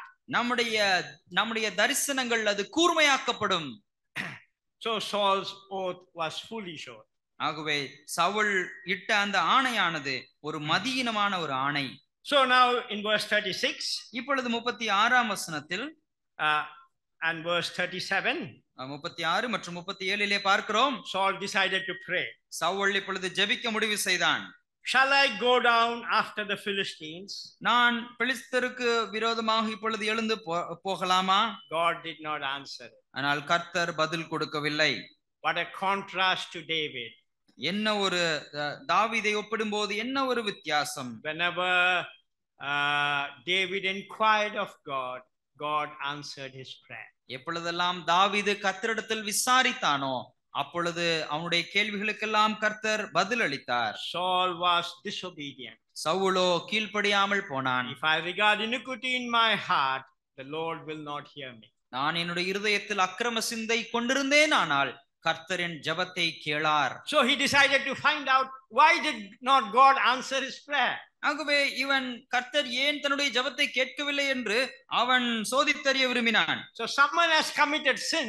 ஆகவே யாரோ ஒருவர் பாவம் செய்து விட்டார்கள். That is why God is not answering. ஆகவே தான் கர்த்தர் தனக்கு மறு உத்தரவு அருளவில்லை என்று எண்ணினான். So they cast lot. ஆகவே அவர்கள் சீட்டு போட்டார்கள். And Jonathan was taken. இப்பொழுது அதிலே யோனத்தான் உடைய பெயர் வந்தது. And Saul said, அப்பொழுது சவுல் சொன்னார், "You will surely die, Jonathan. யோனத்தானே, நீ நிச்சயமாக நீ சாக வேண்டும். Our flesh is very cruel." இங்கே மாம்சமானது மிக கொடூரமானது. And the people said to Saul, அப்பொழுது ஜனங்கள் சவுலிடத்திலே சொன்னார்கள், "Shall Jonathan die?" Verse 45, "Who hath wrought this great salvation in Israel?" இஸ்ரவேலிலே இந்த பெரிய ரட்சிப்பை செய்த யோனத்தான் கொலை செய்யப்படலாமா? God forbid. அது கூடாது. As the Lord liveth, there shall not one hair of his head fall to the ground. He hath wrought with God this day. அவன் தலையில் இருக்கிற ஒரு மயிரும் தரையிலே விழ போகிறதில்லை என்று கர்த்தருடைய ஜீவனை கொண்டு ஆணையிட்டு சொல்லுகிறோம் என்றான். When we act in faith, அவன் விசுவாசத்தினால் கிரியை செய்தான். when we challenge the enemy, அவன் சத்துருக்களுக்கு சவால் விடுத்தான். God will give us victory. தேவன் நமக்கும் வெற்றியை கொடுப்பார். And God will also protect us. தேவன் நம்மை பாதுகாக்கவும் செய்வார். He preserveth the feet of his saints. அவர் பரிசுத்தவான்களின் பாதங்களை அவர் பாதுகாப்பார். I was serving the Lord in a place called Kishni in Mainpuri district in UP for 1.5 years. 1.5 ஆண்டு காலம் உத்தரப்பிரதேசத்தில் இருக்கக்கூடிய கீஷ்புரி என்ற இடத்திலே நான் கர்த்தருக்கு ஊழியம் செய்து கொண்டிருந்தேன். And I was in Zarephath. நான் சாரிபாத் என்ற ஒரு இடத்தை போன்ற ஒரு இடத்தில் இருந்தேன். In Zarephath, 1 Kings chapter 17. நான் 1 ராஜாக்கள் 17ஆம் அதிகாரத்தில் வரக்கூடிய ஒரு சாரிபாத்தை போல. God commanded a widow woman to sustain me. என்னை பாதுகாக்கும்படிக்கு எனக்கு உதவி செய்ய ஒரு விதவையை கர்த்தர் கட்டளையிட்டு இருந்தார். So for 1.5 years I was serving in a place called Kishni. கிஷ்னி என்று சொல்லக்கூடிய அந்த இடத்திலே 1.5 ஆண்டு காலம் நான் ஊழியம் செய்தேன். And after some time, ஒரு சில நாட்களுக்கு அப்புறம் my cousin brother Thomas Jacob, he also came to serve the Lord with me. என்னுடைய மற்றொரு சகோதரர் தாமஸ் ஜேக்கப் அவர்களும் வந்து என்னோடு கூட வந்து தங்கி இருந்து ஊழியம் செய்தார். He passed BTech with first class. அவன் முதல் வகுப்பில் அவன் தேர்ச்சி பெற்று, அதாவது பிடெக் பட்டத்திலே அவர் முதலாவதாக வந்து தேர்ச்சி பெற்று வந்தார். He was waiting on the Lord what to do next. அவர் அடுத்து என்ன செய்ய வேண்டும் தன்னுடைய எதிர்காலத்தில் என்று கர்த்தருக்காக காத்து கொண்டிருந்தார். To go for higher studies, மேல் படிப்பிற்காக செல்வதற்கு, or to go to work, அல்லது வேலைக்கு போக வேண்டுமா என்று. But God called him for his service. ஆனால் தேவன் அவருடைய ஊழியத்திற்கென அவனை அழைத்தார். And he came to serve the Lord with me in Kishni. அந்த கிஷ்னி என்கிற இடத்திலே என்னோடு கூட தங்கி இருந்து ஊழியம் செய்யும்படிக்கு அவன் வந்தான். It was the time of the Kargil war. அது கார்கில் அந்த நாட்களின் போது இந்த சம்பவம் நடந்தது. Now Kishni was a place you can say at that time far removed from civilization. கிஷ்னி என்ற அந்த இடமானது அந்த நாட்களில் எல்லாம் அது ஒரு அதிக நாகரிகம் இன்னும் அதிகம் வளராத ஒரு இடமாகவே இருந்தது. So one day when I went to Agra, ஒரு நாள் நான் ஆக்ராவுக்கு சென்றபோது I came to know there is a Kargil war. எனக்கு விதமாக தெரிய வந்தது கார்கில் என்னும் யுத்தமானது வந்திருக்கிறது என்றும். I purchased a magazine. நான் ஒரு பத்திரிகையை வாங்கின போது எனக்கு தெரிய வந்தது. And I was reading about our soldiers, how they went to the high mountain in Dras to drive out the enemy. I was reading about that. நான் எவ்விதமாக நம்முடைய இந்திய படையினர் அவர்கள் மிக உயர்ந்த மலையிலே சென்று அவர்கள் சத்துருக்களை துரத்தும்படிக்கு அவர்கள் போரிட்டார்கள் என்று நான் வாசித்துக் கொண்டிருந்தேன். So a thought came to my mind. அப்பொழுது என்னுடைய இருதயத்தில் ஒரு சிந்தனை வந்தது. I should go to Kargil. நான் கார்கிலுக்கு போக வேண்டும் என்று. And minister to the soldiers. அந்த ராணுவ வீரர்களுக்கு சுவிசேஷம் அறிவிக்க வேண்டும் என்று. Now I've never been to Kashmir before. நான் அதற்கு முன்பாக ஒருபோதும் காஷ்மீருக்கு போனதில்லை. I've never been to Kargil. கார்கிலுக்கும் நான் சென்றதில்லை. So I spent some time with the Lord. ஆகவே அப்பொழுது நான் ஆண்டவரோடு கூட சிறிது நேரம் ஜெபத்தில் செலவிட்டேன். To find out whether it's God's will that myself and my cousin brother we should go to Kargil. என்னுடைய கசினும் நானும் இப்பொழுது கார்கிலுக்கு போக வேண்டுமா இல்லையா என்று கர்த்தருடைய சித்தத்தை அறியும்படிக்கு அவருடைய சமூகத்திலே அமர்ந்திருந்தோம். So God directed me to 1 Samuel chapter 14. அப்பொழுது 1 சாமுவேல் 14ஆம் அதிகாரத்திற்கு தான் கர்த்தர் என்னுடைய சிந்தனையை திருப்பினார். Come, let us go over to the Philistine garrison. நாம் இப்பொழுது பெலிஸ்தீனுடைய தானியத்திற்கு போவோம் வா என்று. That is on the other side. அதாவது மறுபக்கத்தில் இருக்கிற அந்த தானியத்திற்கு. But he told not his father. ஆனால் ஒருபோதும் அவன் தன்னுடைய தகப்பனுக்கு அதை அறிவிக்கவில்லை. So from this chapter, ஆகவே இந்த அதிகாரத்திலிருந்து I got the guidance we should go to Kargil. நாம் கார்கிலுக்கு போக வேண்டும் என்ற அந்த வழிநடத்துதலை நான் பெற்றுக்கொண்டேன். And I didn't tell my parents. நான் என்னுடைய பெற்றோருக்கு அதை அறிவிக்கவில்லை. And I told my cousin, don't tell your parents also. நான் என்னுடைய கசினிடத்திலேயும் சொன்னேன், நீயும் உன்னுடைய பெற்றோருக்கு இதை சொல்லக்கூடாது என்று. So first we went to Jammu. ஆகவே முதலாவது நாங்கள் ஜம்முவுக்கு சென்றோம். And there the Lord's servant, Brother Philip Matthew, was serving. அங்கே கர்த்தருடைய ஊழியக்காரர் சகோதரர் பிலிப் மேத்யூ அவர் ஊழியம் செய்து கொண்டிருந்தார்கள். And then we went to Udhampur. அதற்கு அப்புறம் உதம்பூர் என்கிற இடத்திற்கு போனோம். Brother Samuel Thomas of Mathura, he was at that time in Udhampur, his wife being a military nurse. Samuel Thomas அவர்கள் மதுராவில் இருக்கிறார்கள் அல்லவா, அவர்களுடைய மனைவி அவர்கள் ராணுவ நர்ஸாக இருந்தபடினாலே அந்த இடத்தில் அவர்கள் பணிபுரிந்தார்கள். So we went to the hospital, military hospital. முதலாவது நாங்கள் அந்த ராணுவ மருத்துவமனைக்கு சென்றோம். And shared the gospel with wounded soldiers. அங்கே காயமடைந்த அந்த ராணுவ வீரர்களுக்கு முதலாவது சுவிசேஷம் அறிவித்தோம். So God put in their hearts, Brother Philip Matthew and Samuel brother, to give us a ride all the way to Kashmir. அப்பொழுது அந்த பிலிப் மேத்யூ மற்றும் சாமுவேல் தாமஸ் இருவருடைய உள்ளத்திலேயும் கர்த்தர் பேசி இருந்தார். எங்களுக்கு அந்த காஷ்மீர் வரைக்குமாக எங்களை அவர்கள் வாகனத்தில் கூட்டிக் கொண்டு சென்று போய் விடுவதாக அவர்கள் சொன்னார்கள். So that was very good. ஆகவே மிகவும் நன்றாக இருந்தது. Now as we were going, அப்படி நாங்கள் சென்று கொண்டிருந்த போது soldiers were standing from one side to the other side so that they may protect the army convoy going to Kashmir. அந்த காஷ்மீருக்கு போகக்கூடிய அந்த வழியிலே அந்த ராணுவ தளவாடங்கள் வரக்கூடிய அந்த பாதையிலே ரெண்டு பக்கமும் அந்த ராணுவ வீரர்கள் அது பாதுகாப்பாக அந்த ராணுவம் எல்லாம் போவதற்காக பாதுகாப்பிலே அவர்கள் இருந்தார்கள். So my cousin and myself, we sat in the back seat and we distributed tracts to all the soldiers who were standing. நானும் என்னுடைய கசின் சகோதரரும் நாங்கள் பின் இருக்கையிலே வாகனத்தின் பின் இருக்கையிலே அமர்ந்து கொண்டு அங்கு வரிசையாக நின்று கொண்டிருந்த எல்லா ராணுவ வீரர்களுக்கும் நாங்கள் துண்டு பிரதியை கொடுத்தோம். After they dropped us in Kashmir, காஷ்மீரிலே எங்களை அவர்கள் இறக்கி விட்டதற்கு அப்புறம் they went back to their place. அவர்களுடைய இடத்திற்கு போய்விட்டார்கள். And we wanted to go to Kargil. நாங்கள் இப்பொழுது கார்கிலுக்கு போகும்படி விரும்பினோம். It was the end it was coming to the end of the Kargil war. அந்த கார்கில் வார் அந்த யுத்தத்தினுடைய கடைசி காலகட்டமாக இருந்தது. So far no civilian bus or civilian vehicle was allowed to go beyond Kashmir. அங்கே இதுவரைக்குமாக அந்த காஷ்மீரை கடந்து மற்ற ராணுவத்தை சாராத மற்ற வாகனங்கள் போகிறதற்கு அனுமதி இல்லை. But the day we decided to go, ஆனால் நாங்கள் போக வேண்டும் என்று தீர்மானித்த அந்த நாளிலே the way was opened. அந்த வழியை அவர்கள் திறந்து விட்டார்கள். So see how God opens the door. பாருங்கள் கர்த்தர் விதமாக கதவுகளை திறந்து கொடுக்கிறார். So we got into the government bus and we were going. ஆகவே கவர்மெண்ட் பஸ்ஸிலே நாங்கள் ஏறி நாங்கள் அந்த இடத்துக்கு போனோம். On the way army would check. அந்த போகிற வழியிலே ராணுவ வீரர்கள் அவர்கள் சோதித்து பார்ப்பார்கள். And we managed to go. நாங்கள் எப்படியோ சமாளித்து நாங்கள் சென்று விட்டோம். Desolate places, மிகவும் ஒதுக்குப்புறமான இடங்கள். And bus stopped in one place.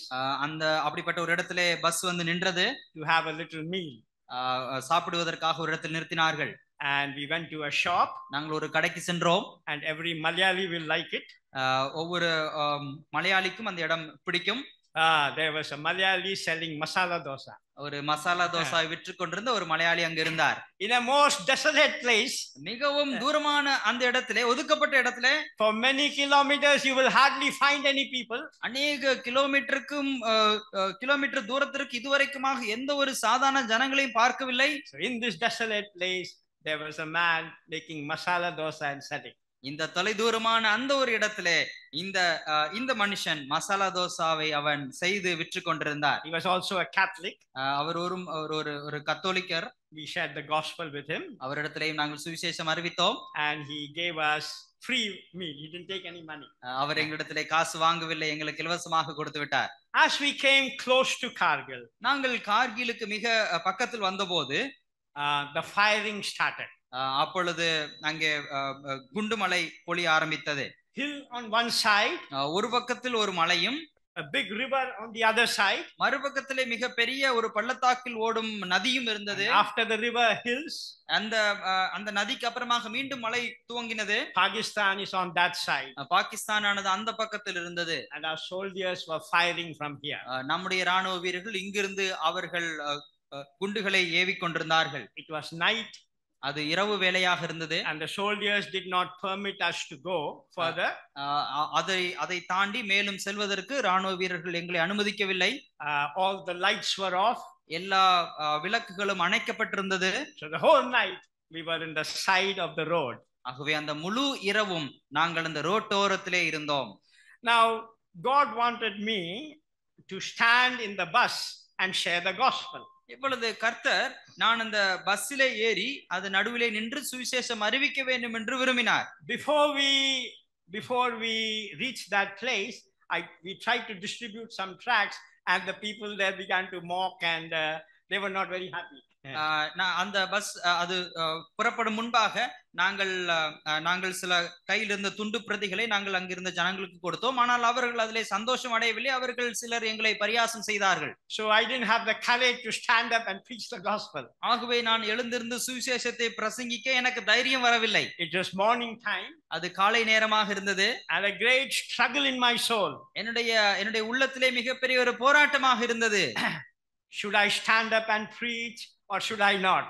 நான் எழுந்திருந்து பிரசங்கிக்க வேண்டுமா அல்லது அப்படி செய்யக்கூடாதா என்ற ஒரு போராட்டம்.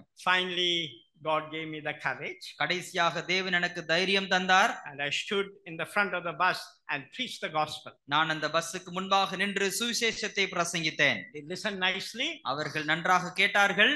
And we gave the tracts and everyone took it. நாங்கள் அதற்கு அப்புறமாக துண்டு பிரதிகளை விநியோகித்தோம். எல்லாரும் அதை வாங்கி கொண்டார்கள். And 10-15 minutes after that the bus started. அதற்கு அப்புறமாக 10-15 நிமிடத்தில் அந்த வாகனமானது பஸ்ஸானது புறப்பட்டது. And I said to myself, if I had done earlier the bus would have gone sooner. அங்கே நான் என்னுடைய மனதிலே சொல்லிக் கொண்டிருந்தேன், நான் சற்று முன்பதாக நான் அதை செய்திருந்தால் பஸ் இன்னும் சீக்கிரத்திலே புறப்பட்டிருக்கும் அல்லவா. So we distributed tracts and preached the gospel to those who were staying there. அங்கே தங்கி இருந்த அந்த ஜனங்களுக்கு நாங்கள் துண்டு பிரதிகளை விநியோகம் செய்து சுவிசேஷத்தை அறிவித்தோம். Many villagers left to another village to escape the firing from Pakistan. இப்பொழுது பாகிஸ்தானில் வரும் அந்த குண்டுகளுக்கு தப்பி ஓடும்படி அநேகர் தங்களுடைய கிராமத்திலிருந்து அவர்கள் தப்பி மறு கிராமத்திலே போய் வசித்து வந்தார்கள். But some of them were there. ஆனால் ஒரு சிலர் அந்த கிராமத்திலே இருந்தார்கள். Once we went to a mosque. ஒரு முறை ஒரு மசூதிக்கு நாங்கள் சென்றோம். The school which was up in the hill for safety gathered in the mosque. அங்கே அந்த மலையின் மேல் உச்சியில் இருந்த ஒரு பள்ளிக்கூடமானது பாதுகாப்பின் காரணமாக அந்த மசூதியிலே அந்த மாணவர்கள் கூடி இருந்தார்கள். So the teachers were teaching the students in the mosque. அந்த மசூதியில் வைத்து ஆசிரியர்கள் மாணவர்களுக்கு அவர்கள் கற்றுக் கொடுத்து கொண்டிருந்தார்கள். So we said we want half an hour. அப்பொழுது நாங்கள் அவர்களிடத்திலே கேட்டுக்கொண்டோம், எங்களுக்கு ஒரு அரை மணி நேரம் கொடுங்கள் என்று. And the teachers gave permission and we preached the gospel for half an hour in the mosque. அப்பொழுது அந்த மசூதியிலே வைத்து அந்த ஆசிரியரும் எங்களுக்கு அனுமதி அளித்தார். அரை மணி நேரம் அந்த மாணவர்களுக்கு சுவிசேஷம் அறிவித்தோம். So God helped us. அப்படியாக தேவன் உதவி செய்தார். Then we came back. அதுக்கு அப்புறம் நாங்கள் திரும்பி வந்தோம். And then God gave me the burden to labor in Kashmir.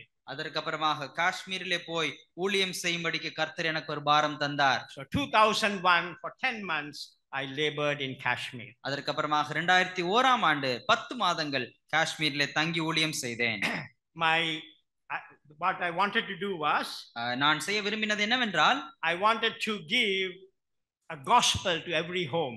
எல்லா வீடுகளுக்கும் சுவிசேஷத்தை எடுத்து செல்ல வேண்டும் என்று விரும்பினேன். So some of them will say, அவர்களில் ஒரு சிலர் சொல்லுவார்கள், come over and have a cup of tea. நீங்கள் வந்து நீங்கள் நீங்கள் டீ குடிக்க வாருங்கள் என்று. So I would accept the invitation. அப்படி என்னை அழைக்கும் போது நான் கூட வருகிறேன் என்று சொல்லுவேன். And have a nice time telling the gospel. அப்பொழுது அவர்களோடு கூட சேர்ந்து அமர்ந்து அவர்களுக்கு சுவிசேஷம் அறிவிக்கும் நல்ல வேலை அப்பொழுது இருக்கும். 3 times experienced persecution. 3 முறை நான் உபத்திரவங்களை அனுபவித்தேன். And I escaped with a kick on the feet. That's all. நான் சிறிய ஒரு உதையோடு கூட நான் தப்பித்துக் கொண்டேன். Let us discover ourselves to the enemy. ஆகவே நம்முடைய சத்துருக்களுக்கு முன்பாக நாம் நம்மை காண்பித்துக் கொள்ள வேண்டும். And God will work for us. கர்த்தர் நமக்காக கிரியை செய்வார். May God bless these words. தேவன் தாமே இந்த வார்த்தைகளை நம்முடைய இருதயத்திற்கு ஆசீர்வதித்து கொடுப்பாராக. ஆமென்.